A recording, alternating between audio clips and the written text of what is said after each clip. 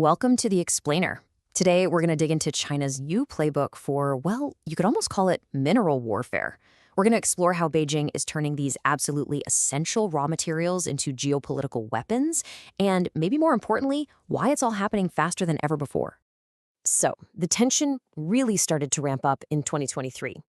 In just a little over a year, Beijing has put 4 key mineral groups under strict export controls. And we're talking about the building blocks for everything from semiconductors to advanced military hardware.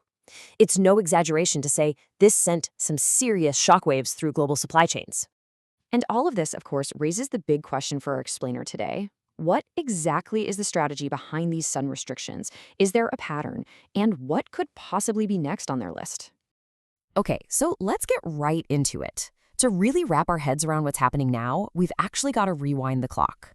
We need to go back to a really pivotal event that happened in 2010.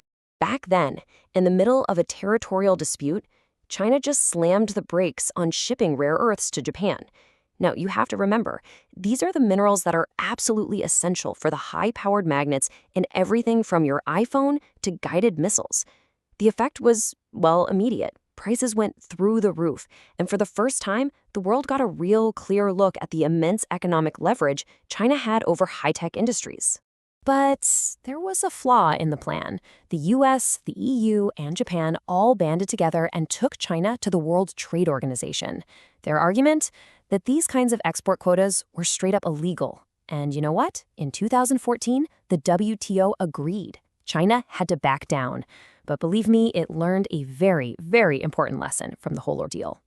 So this is the really crucial point. China's playbook totally evolved.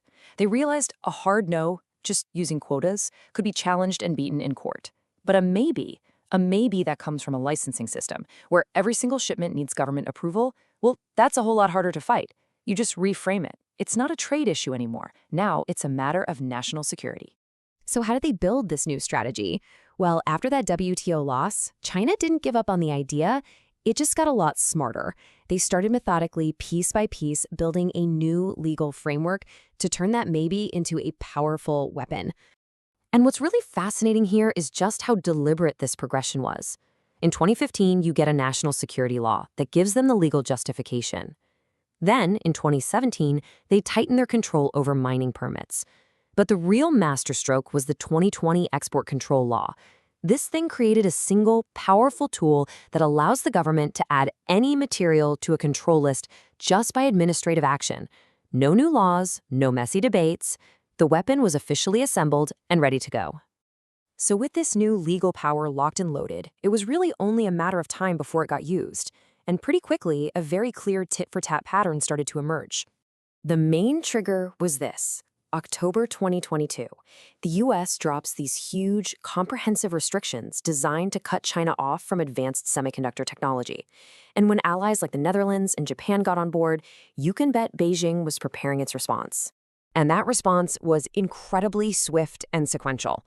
First up, July 2023, came controls on germanium and gallium.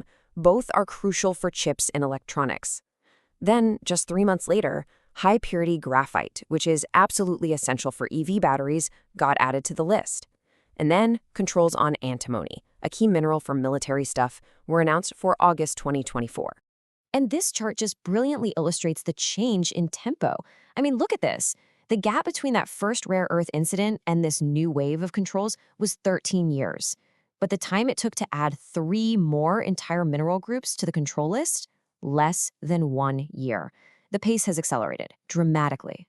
This acceleration, this speed, it really suggests that China isn't just reacting randomly. It looks like they're systematically working their way through a pre-prepared list of strategic minerals. So of course, that leads us to the obvious question. What materials could be next? Well, based on where China has a dominant supply position, analysts are watching these 4 very, very closely. You've got tungsten, which is critical for defense and industrial tools.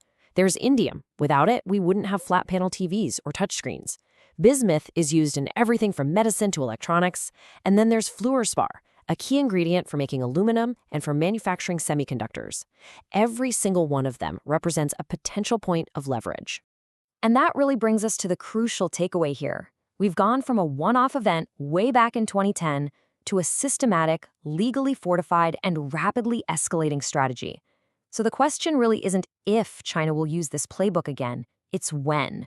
And which of these foundational materials of our modern world will be the next one to make the headlines?